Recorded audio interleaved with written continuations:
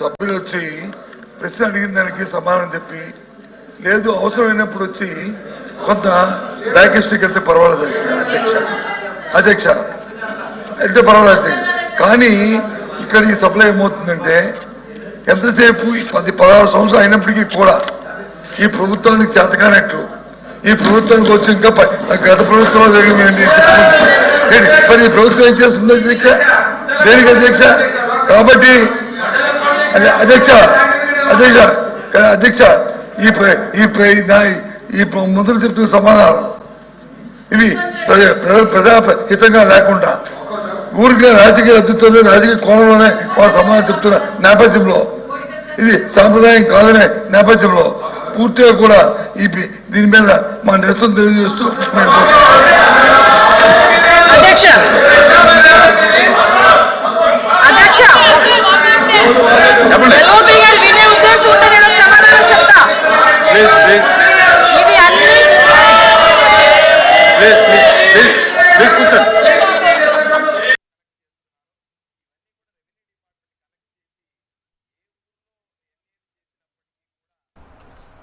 ఇక అంతకుముందు ఏపీ శాసన మండలిలో ఫీజు రియంబర్స్మెంట్ బకాయిలపై చర్చ జరిగింది.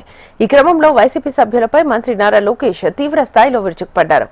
వైసీపీ తన హయాంలో 4,000 కోట్ల రూపాయల ఫీజు రియంబర్స్మెంట్ బకాయిలు పెట్టిందని, ఇప్పుడు అదే అంశంపై ఆ పార్టీ సభ్యులు సభలో వాయిదా తీర్మానం ఇవ్వడం విడ్డూరంగా ఉందని అన్నారు. ఫీజు రియంబర్స్మెంట్ పై బీఎస్సీలో ఎందుకు మాట్లాడలేదని ప్రశ్నించారు. కేబినెట్ లో చర్చించి నిర్ణయం తీసుకుంటామని మంత్రి బొత్సకు కౌంటర్ ఇచ్చారు. మంత్రి లోకేష్ వ్యాఖ్యల్లో వాస్తవం లేదని వైసీపీ సభ్యుడు బొత్స సత్యనారాయణ అన్నారు. లోకేష్ మాటలు సరిగ్గా లేవని విమర్శించారు. మరోవైపు వాయిదా తీర్మానాన్ని తిరస్కరించిన చర్చ ఉండదని మండలి చైర్మన్ అన్నారు. మీరు మంత్రి ఉన్నప్పుడు 4,000 కోట్ల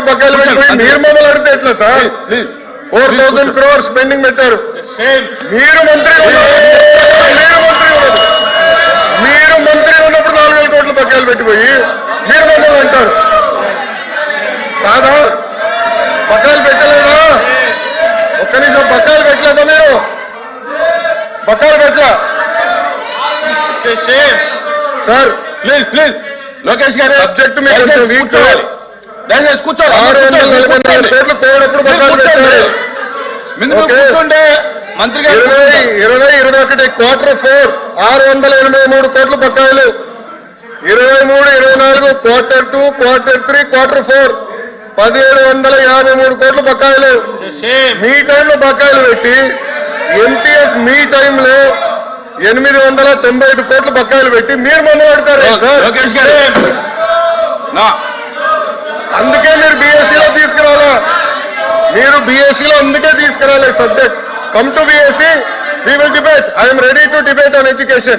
పోయినసారి బొత్స గారు పోయినసారి మీరు వాకౌట్ చేశారు. పోయిన సెషన్ ఎడ్యుకేషన్ మీద నేను డిబేట్ చేసినప్పుడు మీరు అదే తలుపు నుంచి మీరు బయటకు వెళ్ళారు. I'm ready for debate. Education మీద చర్చించడానికి నేను రెడీ.